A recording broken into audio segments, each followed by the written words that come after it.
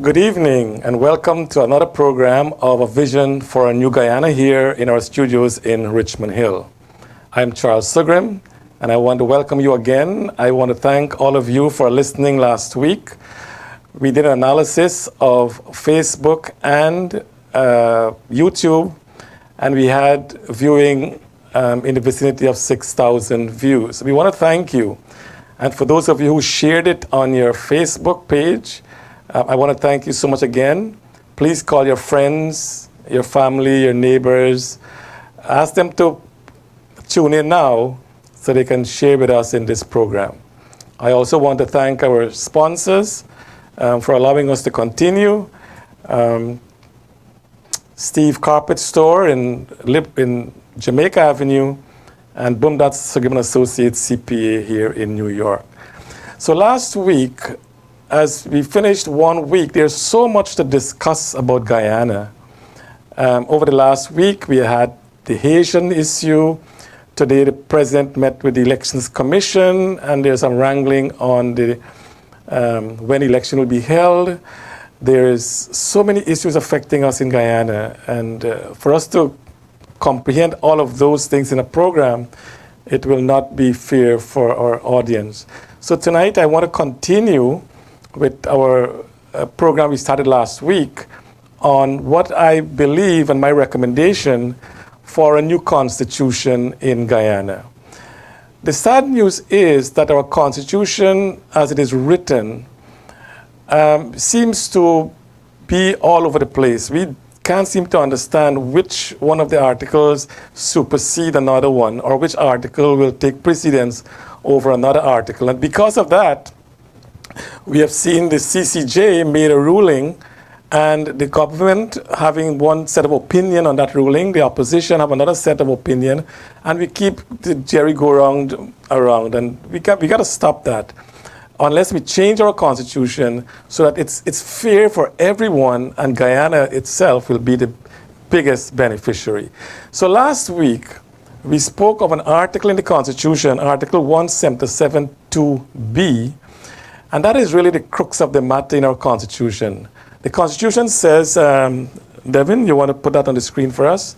That article, it's Article 177(2)B, which says, where there are two or more presidential candidates, if more votes are cast in favor of the list in which a person is designated as presidential candidate than in favor of any other list, that presidential candidate shall be deemed to be elected president. And that is our problem. The thing is, because the two big racial groups in Guyana, we seems to be cemented in our camp, so to speak. So the Guyanese of Indian descent, by and large, vote for the PPP, and the African descent Guyanese vote for the PNC. And that's a fact. That's the reality. The thing is, do we continue like that? And the thing about any change is that one of the options is leave it as it is. If that's the option of the Guyanese people, then whatever my presentation will be is irrelevant. Because if you like what the article says, you don't want to change it, then it's up to the Guyanese people to make that determination. So I am saying that for us to get into a situation where all the parties are prepared to work for the progress of Guyana, that's all I'm interested in. I really want to see our country prosper, because it can and it will. We have tremendous resource in Guyana, human resource, financial resource. We are capable people. We can run our country. We can make it prosperous. But the rules of the game, as I said last week, doesn't help us in making that determination. So I think we need to repeal this article. So just to recap last week what we said, first recommendation is that my recommendation will be we have a fixed date or a fixed day for elections. That will take away all the problems we're talking about. We seems to, when election be held, if we have a fixed day or a fixed date, that will take care of that. I'm suggesting the last week in August, because that's an area where most of the things happen then. Teachers are used for election day staff. School year ends in July, so we have enough training for the election day staff from July to August. the new school year begins in September, so parents who bring their children overseas, they go back home in time for that opening of the school year, so they can go back the last week in August and vote for the elections. And we also know that schools are used for election day activities. I'm also recommending that the president be a non-executive president. And I give the formalities of the modalities of that situation, where the president is not the executive head of government, but he or she is in fact the head of state. And I think that is something that we can work on. The prime minister, my recommendation will be that person should be the head of the executive branch. And again, I work out the details there. I also believe we should have a fixed number of ministers and ministries, and no government can change the name of a ministry, no government can add a ministry, no government can delete a ministry unless they get approval from the National Assembly. And I believe that the ministers who are proposed by the Prime Minister, they should be approved by Parliament before they become a minister of the government. So that's the last week presentation that we talk about. Today, I want to talk about the second arm of the government we talk about. We said there are three arms, three branches, whatever you want to call it, of the government. One, of course, is the executive branch. The second branch is the legislative branch, or the National Assembly. And the third branch is the judiciary. So let's look at the second branch of government. Let's go back a little history on what happened in Parliament in prior years. In 1928, the British Guyana government at that time, they had an act called the British Guyana Act on March 28th of 1928. In that act, there were 30 members of the Legislative Council. Of that 30, 14 were elected members. The other 16 was actually nominated and put in place by the governor. But we also had a bicameral system then, because we had 12 members of the Executive Council. So you had a Legislative Council, and then we had an Executive Council. But again, like the Legislative Council, the Executive Council was actually, again, all the players there were nominated by the governor. So the people in Guyana at that time really had no say in these composition, even though it was a two-tier level of government, bicameral as they call it. So of the 30 in 1928, 14 was elected. The Waddington Commission came in 1951, and they made some new recommendations. And Waddington Commission recommend that we should have 27 members of the National Assembly, of which 24 is elected. So you had 27 in the Waddington report, and that was accepted actually and implemented for the election of 1953. In that election of 1951, we know what happened in 53 when the election was, the government was suspended. But in the 1951 Act, there were 27 members of Parliament, 24 were elected, and three were nominated again by the governor. And this served for a period of 4 years. Then we had, after the suspension, the legislature went back to the 1928 Act. And then there were 14 elected members in that assembly. In the 1961 Constitution, the number of seats in the National Assembly that was elected was 35. So we started with 30, but 14 was elected in 1928. In 1951, there was 27, 24 were elected. And now in 1961, we had 35 elected members of the legislature. The 1964 elections, we had the assembly at 53 seats. So we had, 30, then 27, and so on, and then it went up to 53 in the 1964 elections. The 1980 Constitution actually retained the 53 seats in the National Assembly, but they add 12 more, 10 of which one came from every region. So you had 10 regional seats, and also you had 2 from the NCLDO. the National Council of Local Democratic Organs, the chairman and the vice chairman were also members of the National Assembly. So that 12 made it 65-seat National Assembly. And we have maintained that 65 until now. The question is 65 seat applicable to our country? And that's the bottom line we need to look at is, do we need 65 or can we look at another number? And today's presentation, I want us to look at another number for your consideration. And in doing that, I look back at the 2011 elections. In that election, 342,000, just over 342,000 valid votes were cast. So,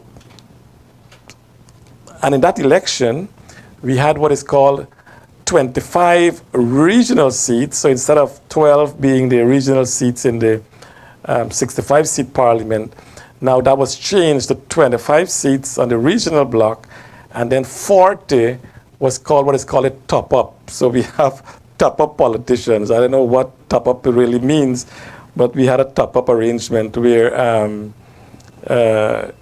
it's serious, but also amazing that we have top-up seats, 40 top-up seats. So the 2011 election, for that 40 top-up seat, it took 8,500 and something votes for one seat.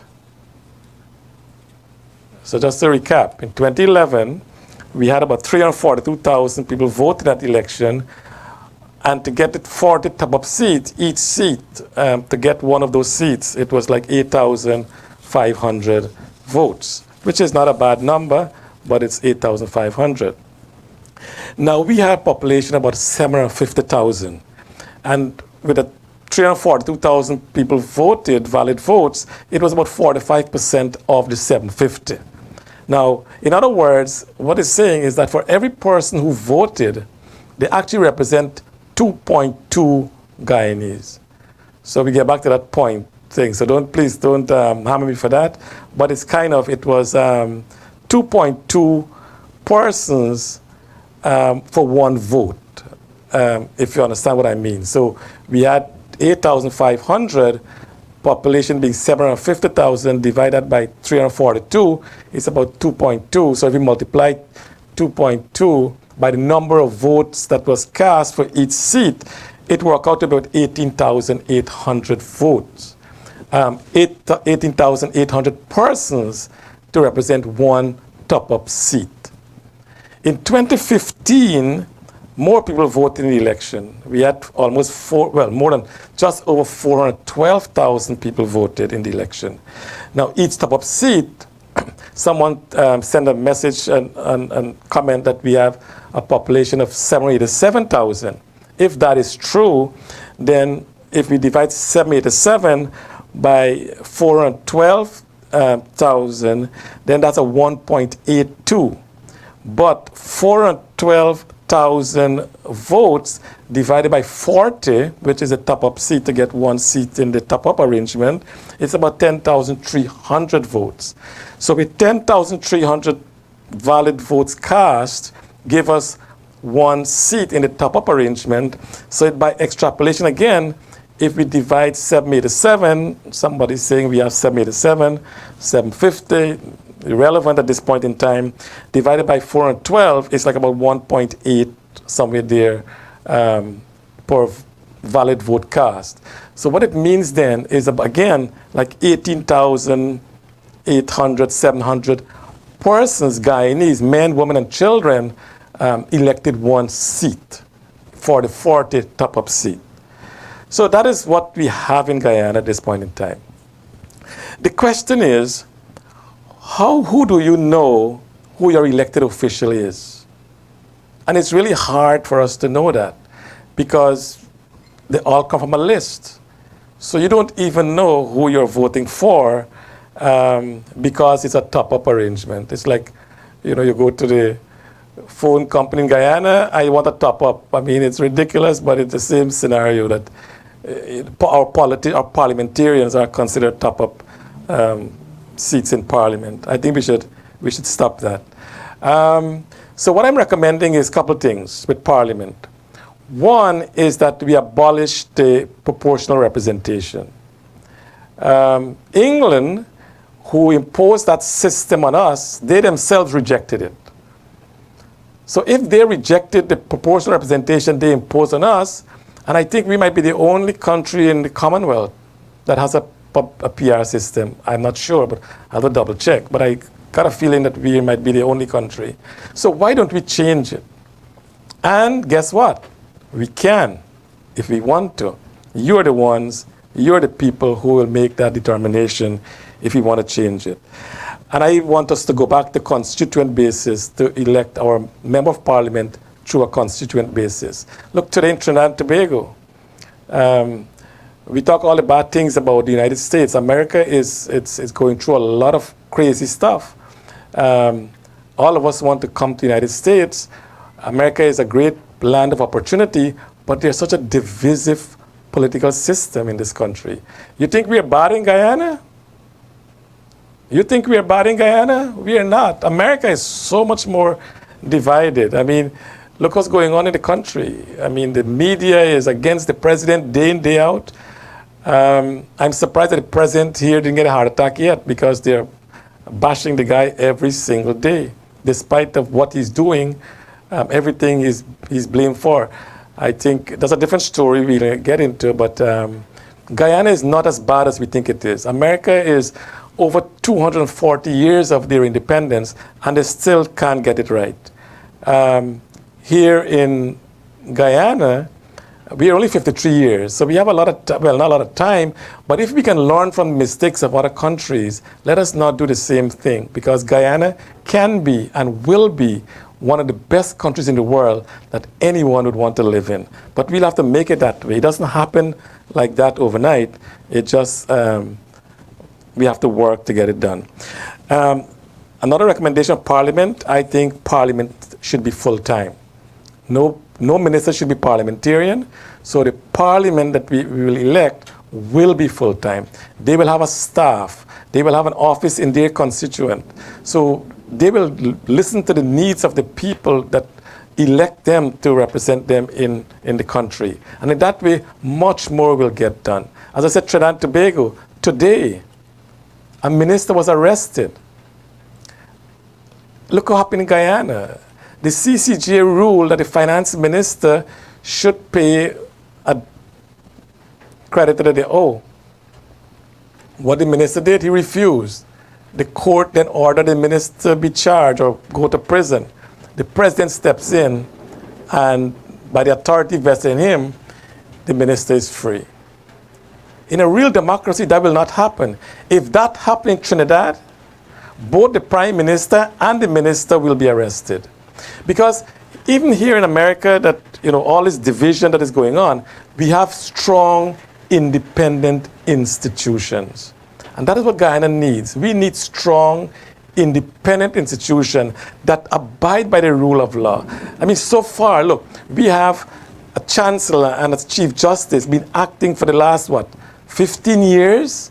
Because the political leaders can't make a decision. Why does it have to be the political leaders who will make that decision? In my new constitution that I am proposing, that will get out of the hands of the politicians. And it will really go into the hands of the ordinary people to do that. So Parliament, I recommend, will be full-time. We have to pay our bills. There's so much more to discuss, but I want to, again, thank our sponsors for allowing us to have this program again. And again, I'm appealing to all of you out there, businessmen. Please call Devin. We'll give you the address on the screen. So you can call in, give an ad to this program, to the programs we do on Wednesday evening, to the programs we're doing on Monday evening.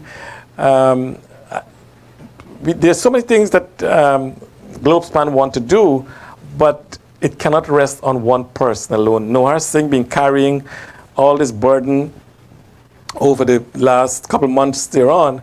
And the contribution from members has been very good. People watch the program. Our program for the last week we had about 6,000 views, which is really excellent. I hope that this week we'll go over the 10,000 views. If you will just share it with your friends, your family, and as they view it, it also enhances our program. So again, I want to thank our sponsors. It's Sugrim and Associate, the CPA firm here in New York. We're certified public accountants. We do everything that you would do for your business. We do your accounting, we do taxes, we do estate accounts, trust account.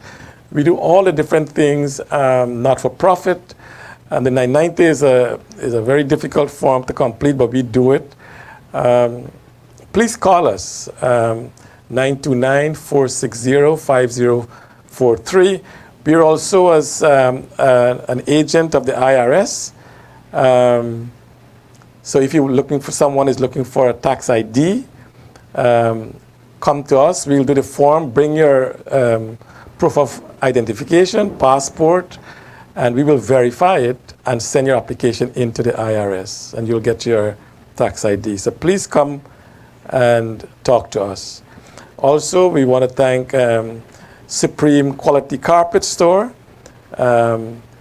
They're located in Jamaica Avenue. Steve has been around for the last 20 years. Again, he want to thank all his customers for supporting him so that he can continue in his business. Call him on 718-206-9701, or you can call him on his cell, 917-669-2593. They do all the work for you. They lay out the carpet, and they do a marvelous, very professional job. As I said, they did our accounting office, and it was really, really a great job. So I want to thank you, our sponsors, so we can continue as we look into the next few weeks. Again, I'm appealing to all of you out there, please contribute to our program. Okay. So the recommendation for Parliament, I said it should be full-time, and I'm now recommending that for every 30,000 Guyanese, that is men, women, and children, so 30,000 will elect one representative to Parliament. So we can start from the Northwest, for instance, and we can do the modalities of it. You know, we're 30,000 people. Some areas, the geographic area will be larger than others. Like in Georgetown, the area will be much smaller because of the concentration of the population in Georgetown. But I'm recommending that we have 30,000 Guyanese, men, women, and children, to elect one seat in the National Assembly. If we do that with a population of 787,000, we would have elected 26 parliamentarians. So not 53, not 65 we have now, but we'll elect 26. The deputy, and I know you said, oh, that's an even number, and that's where the problem came in with this when it was the government went to get interpretation of the Constitution, and the math problem was that 65, what is the majority of 65? And they used the Vanuatu Constitution. That analysis was right, but because it was half plus one with an even number. In Guyana, it was not an even number. We are an odd number. Now the CCJB all ruled that it was 33 is the majority of a 65. And that has been the rule of mathematics since its inception. So I think the government tried something to stay in office, to drag it on as much as they can. And I hope that now that has come to an end, hopefully we'll have elections soon. So with 26 member of parliament with 30,000 Guyanese being part of determining who will be the parliamentarian. Now someone is saying, yes, children cannot vote. No, children are not voting, but the parliamentarian will represent 30,000 Guyanese, which would include children. So the persons who will probably be voting will be like about maybe half of that number, maybe 60%, because they're now eligible voters, 18 and above. They'll be able to vote in that constituent. But no, the children will not be voting in that election, or any election, unless they're 18 and above. So 26 seats in Parliament, and then the Deputy Prime Minister, my submission for Prime Minister is that the Prime Minister runs with a deputy in the election. So the Deputy Prime Minister, the elected Deputy Prime Minister, will also be kind of the tutorial head of Parliament. The Speaker will always be the controls Parliament, but in case there is a tie-in vote, the Deputy Prime Minister will make the casting vote. Each parliamentarian, as I said, will have a staff, whether in the Parliament building, or we can look for buildings outside, around Parliament.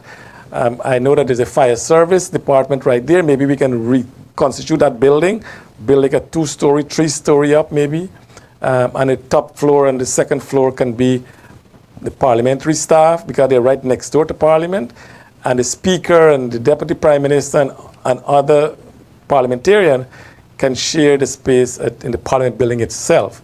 That we can also work out. So it's a really very simple arrangement. Now we'll have constituency, and our member of Parliament, we know who that person is, so we can go to that person to air our grievances, and he or she is elected to represent us. And that's the area of the parliamentarian.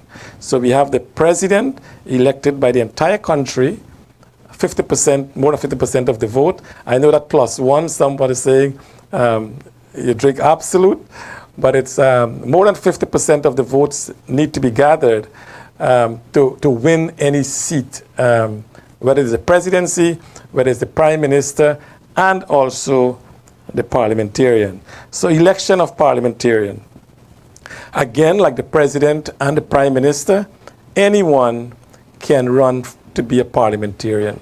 You don't have to be a member of a party, and that is our biggest problem in Guyana. If you want to run for an office, you have to, because of the list system, you really have to form a party and then register that party with the Elections Commission before you can actually contest an election. So I'm saying let's take that out of the party, because there are a lot of good people in Guyana who would like to seek political office, but they don't want to be part of these parties, or they can't even make it to because it's the leadership is protect itself so much, so you really can't get into the leadership of that party to contest, whether it's for president, whether it's a prime minister, whether it's a parliamentarian. So if individuals are allowed to run independent of a party, I think that is the real ideal way to go. So all Guyanese, irrespective of who you are, if you think you have the ability and the drive and you really want to see change in your country, then you should be given the opportunity to seek political office. So anyone can run for office as a parliamentarian. But to be that, again, if we allow everyone to run, then we'll have a whole long list of people who want to run for the seat, and that is true.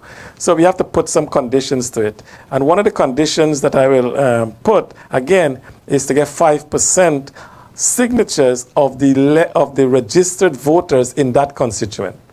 So if there is, you're representing 30,000 people, and the registered constituent, let's say, is 15,000, half of that, then you'll get 5% of that, which is 5% of 15,750, you will have 750 signatures to run for that office in your constituent. Again, you will submit that to the Elections Commission. They will verify the signatures, that they're authentic, and then you will be able to run in that constituent for the seat of the to be parliamentarian. Now, who will win the seat? Who will win the seat? Okay, Mr. Sugrim just said, Mr. Cyrus Sugrim, how are you going to do all of this and you're living in the US? Do you have plans to remigrate to Guyana? Everyone is talking from the diaspora. And you're right, Mr. Sugrim.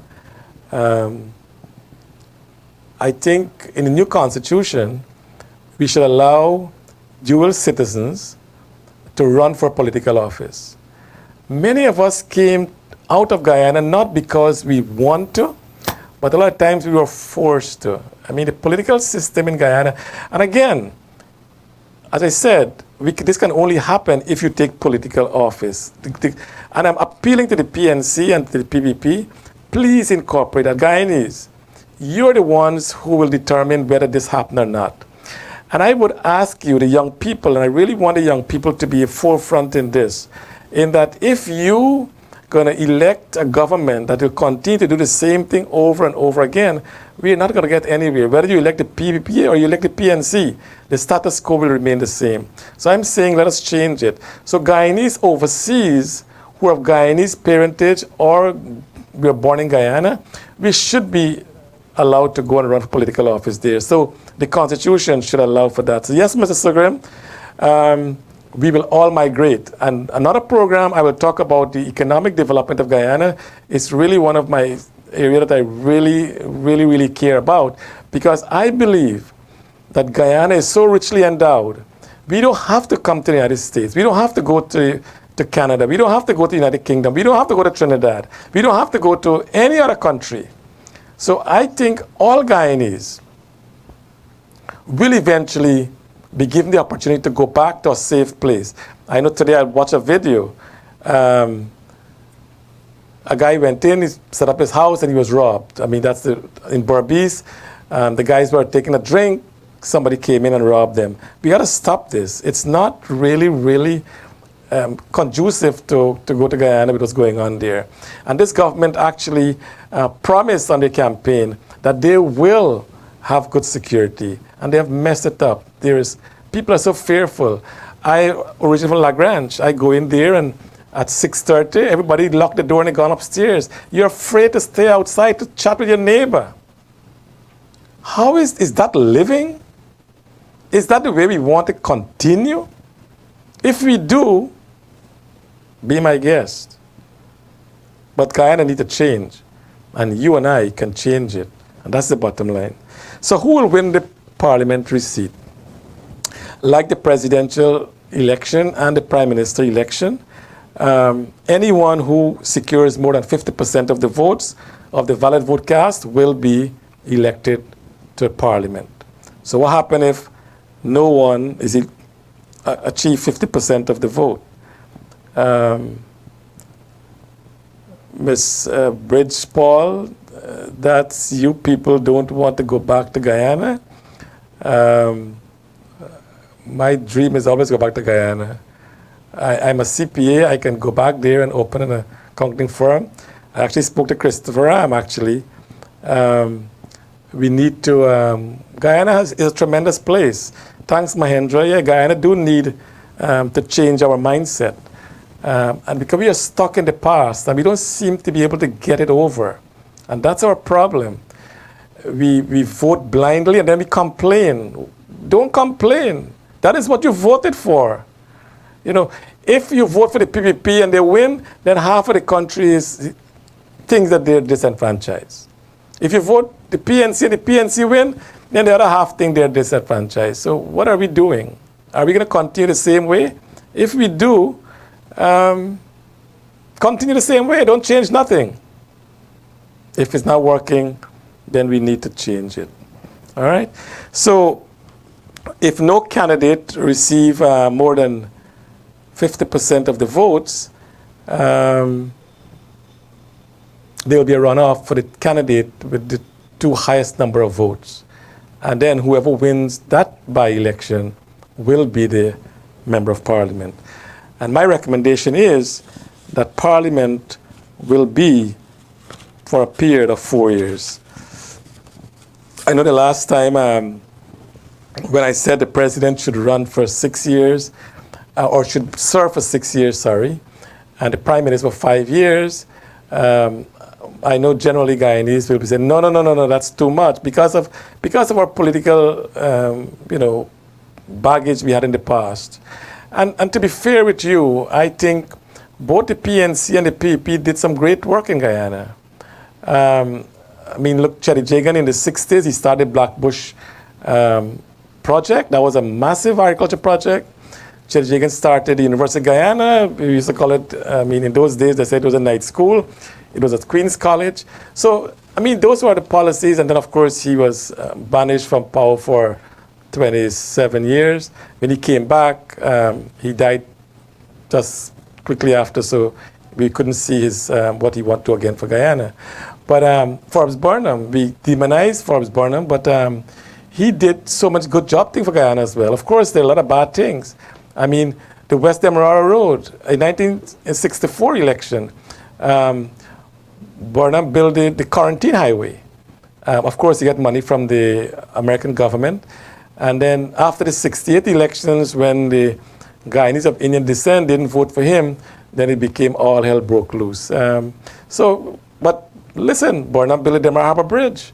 I was there when the bridge opened. If had it not been for the bridge, West Demerara would have been locked up. We used the ferry up, on to this day. Governments are there to do things for the people. But the thing is to demonize the government.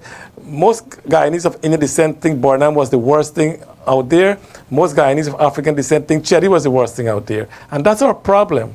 The thing is, both gentlemen tried their best. They were surrounded by a lot of incompetent people, and the thing went down. So the thing is, and again, we're not very old in our country. We're only 53 years of independence.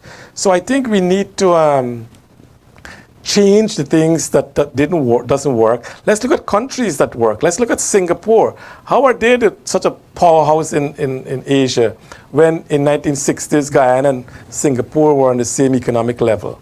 They went miles ahead of us. Let's look at Norway. How are they managing their country that people are so happy there? We can take the best. We don't have to reinvent the wheel. We can go and see what is best that is working and then tweak it to apply to our country. And I promise you, Guyana will be the best country in the world to live in. All we got to change our mindset. We are too stuck in, like, the proverbial, head in the sand.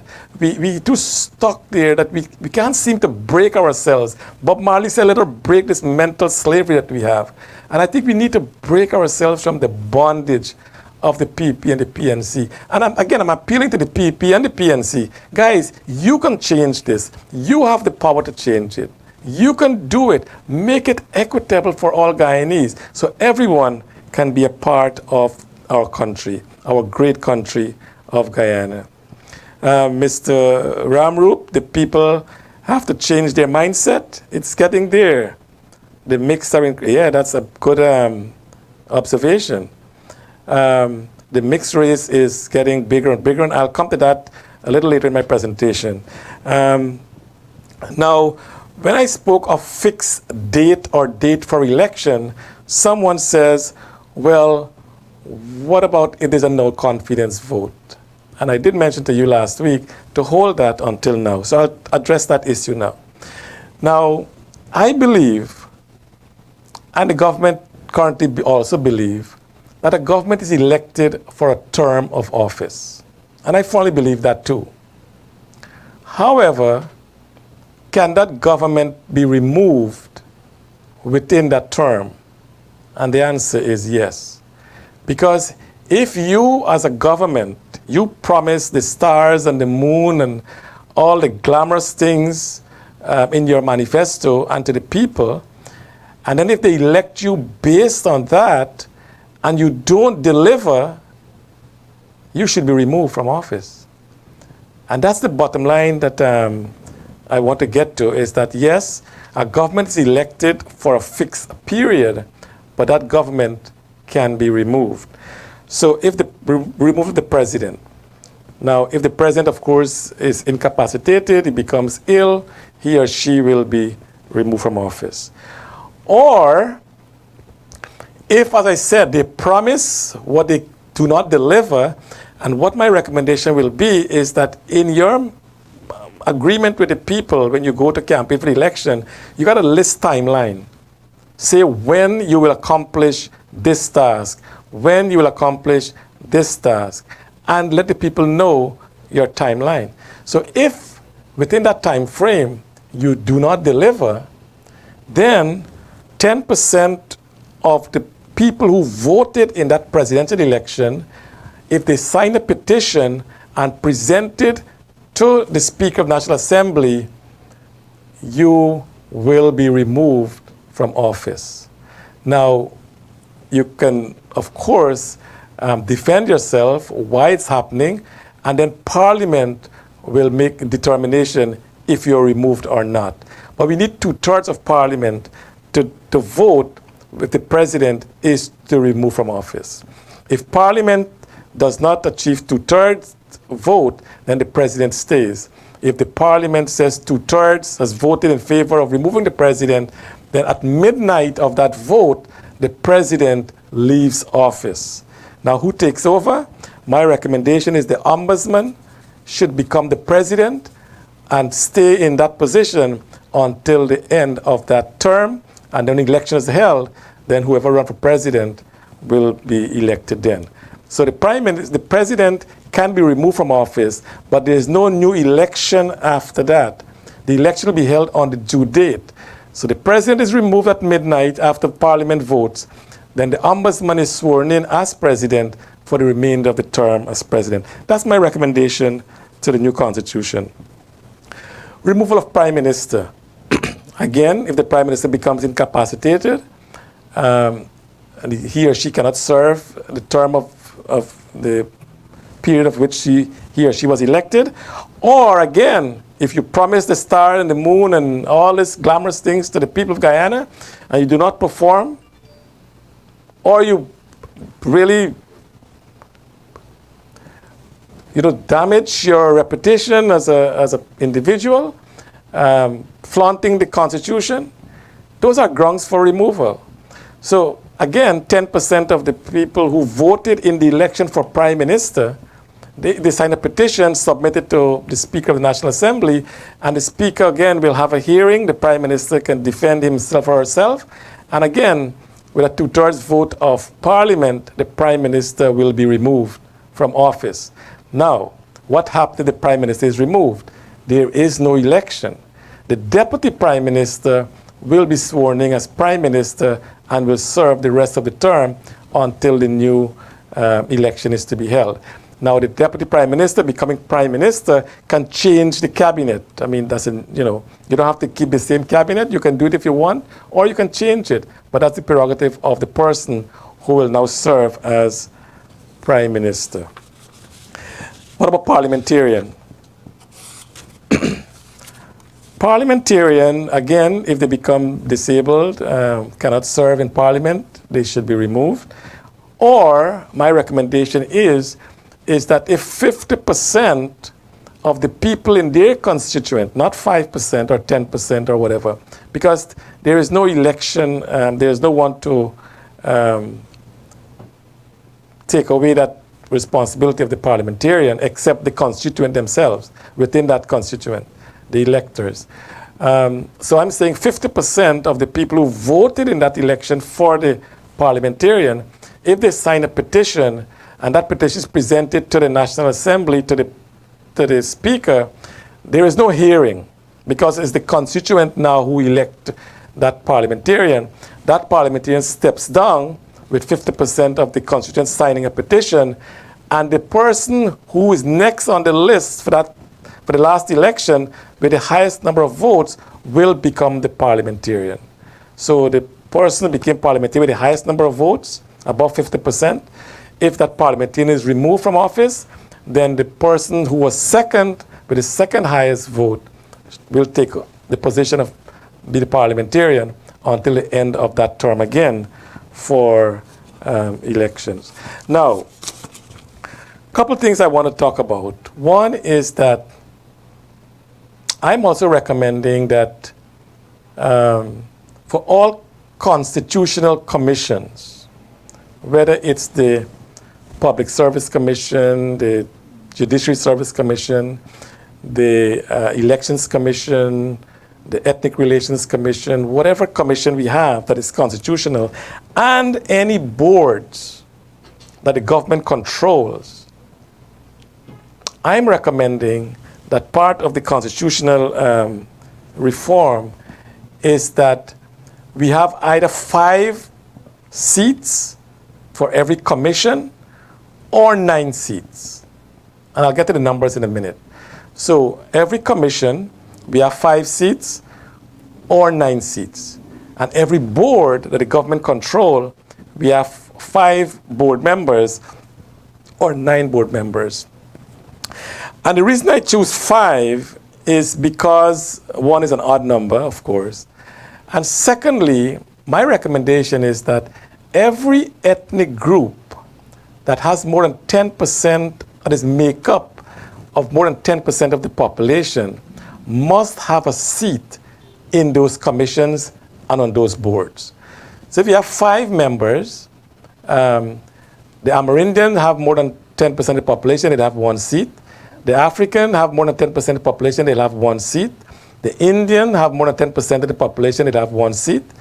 The mixed race, more than 10% of the population, they'll have 1 seat. And the 5th seat is any other person that is not within this 4 grouping will be that next person. That's my recommendation. If we have 9 seats in the commission or in a board, then 2 will be of Amerindian descent, 2 will be of African descent, 2 will be of Indian descent, 2 will be of mixed ethnicity, and 1 will be of any other ethnic group that is not represented in those prior groups we talk about. So that's the recommendation of the commissions and of the boards. Guyanese must feel that every ethnic group, everyone, must have a hand in the conduct of our country. We all share, we all bleed Guyana, we all sweat Guyana, we all pain for our country.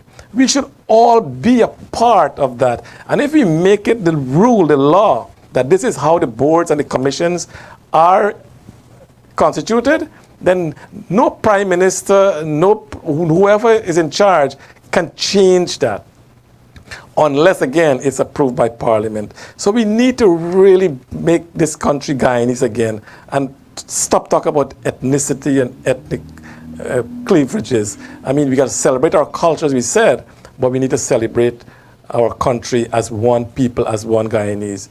Now, the other thing I want to talk about is a training school.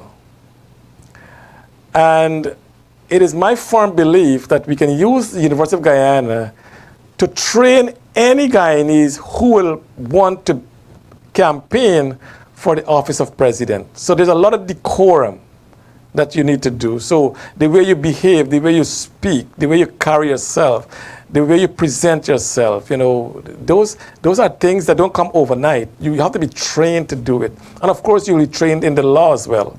You will know exactly, you know, what is your responsibility, what you can do. So any Guyanese who aspire to run for the office of president should have the opportunity to be trained for that. So we have a bunch of people, a group of people who are trained in that, who can take the responsibility on.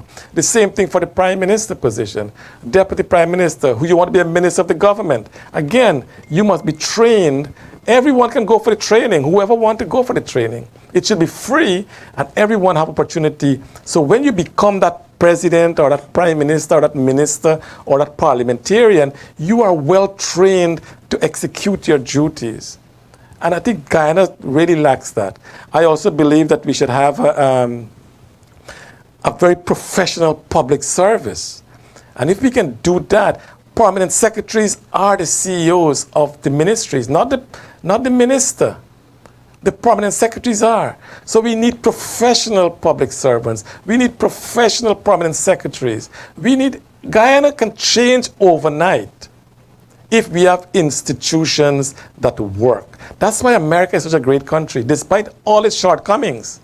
The institutions in America works. Whether you're the president, you're a member of this, yes, in the Senate, senator, you're a congressperson, you can go to prison because you will be arrested if you commit an act that is illegal. In Guyana, I have never seen any politician went to prison for illegal act. I mean, they're also clean. Maybe we have clean politicians, but none went to prison, as far as I can recall. In Trinidad today, a minister is arrested for misusing public funds. She and her husband. When will that happen in Guyana? It will happen when we have independent institutions, free from politics. These institutions should never have to worry about the politicians, because the politicians will not control them. It will be the commissions that appoint them or the boards that appoint them. They will be responsible. And if they can't do their work, they will be removed. So everyone's interest is to do their work for Guyana. So my friends, there's a lot of things we can do in Guyana. And my recommendation is this is only a beginning. There's so much more to talk about in our Constitution. But all of us, whether you live here in the United States, whether you live in Canada, whether you live in Europe, whether you live in the Caribbean, wherever you live, I know we all bleed Guyana. And we want to see our country progress, but we can only do it if we have strong institutions. Right now we don't. It's all, again, you can elect this government, you can elect the opposition into government. The status quo will remain because they like what is going on. Again, I'm appealing to the PPP and the PNC. You can change this. Young people, you're made up of, what, 70% of the population, 80% of the population. If we consider 55 and younger as young people, 55 you retire in Guyana, that's ludicrous. 55 you start living, why do you have to retire? Here in the US, professors, I'm a professor at college. I can be there as long as I want. Those who are, I see professors in the 80s, 90s still lecturing in front of the class. Age doesn't matter here. In terms of your resignation, you got to retire. Why do we have that in Guyana? We need to change the whole dynamic of how things are done in Guyana. You retire at 55, but you can run for office at 70 and 80. Does that make sense? It doesn't make sense to me, but that's the reality in Guyana. So we have a lot of work to be done. This is only the beginning. But Guyanese, you'll have to wake up. You'll have to raise up. It's your call. Young people, it's your call. As I said, in any change, the first thing we have is leave it as it is. If it's working, then why have to change it? If it's not working, then maybe we need to change it. And I believe it is not working. So to recap, my friends, our presentation today, before we recap, I want to thank again our sponsors for bringing this program to us. Sugrim and Associate. Again, for all your accounting needs, your tax needs, anything to do with your business, we are there to help you. Give us a call, 929-460-5043, and we'll be of service to you. So we want to continue to support this program and other programs that Nohar is doing here at Globespan. But it can only happen if there's funding available. And please, I'm asking you out there, please help us to fund the program. Then we have Supreme Carpet Store. Our friend Steve, please call him. He's such a great quality guy, and he do give outstanding quality. He come and install it, whether it's your home, whether it's your business, wherever it is. Give Steve a call. He has a special for the 20th anniversary. He want to thank all his customers for their loyal service to him. And please, guys, call Steve on 718-206-9701 or on his cell phone, 917-669-2593. So I want to thank you so much again. Please call Devin. Can you put on the screen the contact so that anyone who want to put an ad, whether in this program or the Monday evening program that we have from Guyana, or the Wednesday program we have from here in New York. And again, Globespan is open to anyone who wants to host a program. You can just, again, contact Devin. Where do I get a copy of your proposed constitution? Mr. Ramroop, I will definitely, through Globespan, we will post it on their website so we can have, everyone can have a look at it. So thank you so much for that request. We will definitely have it. Carl, good point, 55 years of backwardness. Yeah, 55 years is backwardness. Why do we retire at 55 when we can actually go on and serve your country for the better? So to recap today's summary before we close the program, in my constitution proposal, I'm recommending we have a fixed date or a day for election. We have a non-executive president. We have a prime minister who will be the head of the executive branch. We have a fixed number of ministries. We have parliament must give consent to the ministers that is proposed by the prime minister before he or she becomes a minister, and then they'll be sworn in by the president. We return to the, okay, thanks, Devin, so you have it there. We return to the constituent system to elect our member of parliament. Let's forget about that PR system. The British imposed it upon us, and they themselves rejected it. So we need to reject that. Parliament should be full-time. I believe parliamentarians should have a staff, a full-time staff, and they should have an office at the Parliament building and an office in their constituent so they can meet their people, their constituent. An MP would be responsible for 30,000 citizens, men, women, and children. The Deputy Prime Minister shall also be the tutelar head of the National Assembly. So in case there is a casting vote, the Deputy Prime Minister will do that. The President, the Prime Minister, Member of Parliament can be removed from office, but there will be no election until the term of that Prime Minister, or President, or the Parliament. But in the case of the President, I'm recommending that the, someone else takes over as President. The Ombudsman, thank you, Devin. And then for the Prime Minister, the Deputy Prime Minister will take over the Prime Minister position. And for the MP, the persons who got the next highest vote in that election should be the MP, should that MP be removed from office. So those are my recommendations to you Guyanese. And again, they're only recommendations. I'm sure there's a lot of tweeting we can do. We can have different recommendations as well. You will have your recommendation. You can propose something different, and that's the idea, so we can discuss it and see what is best for our country. All I'm asking is that let our country move on. Let us reset this clock that we've been setting, that is either the PPP or the PNC, and we are voting on the two parties because of our ethnicity. Please, we can stop that. It's in your hands, and you're the one who will make it happen. So Guyanese young people, please, I want to thank you for watching tonight. I want you to share this. If you like the program, share it with all your contacts. Let them view it. I said last week we had just about 6,000 viewing. I'm hoping that this week we will cross the 10,000 line. But we can only do it if you can share it with all your contacts. So again, I want to thank you so much. Please post your comments. I will try to respond to them as much as I can so we can have a dialogue as we go along.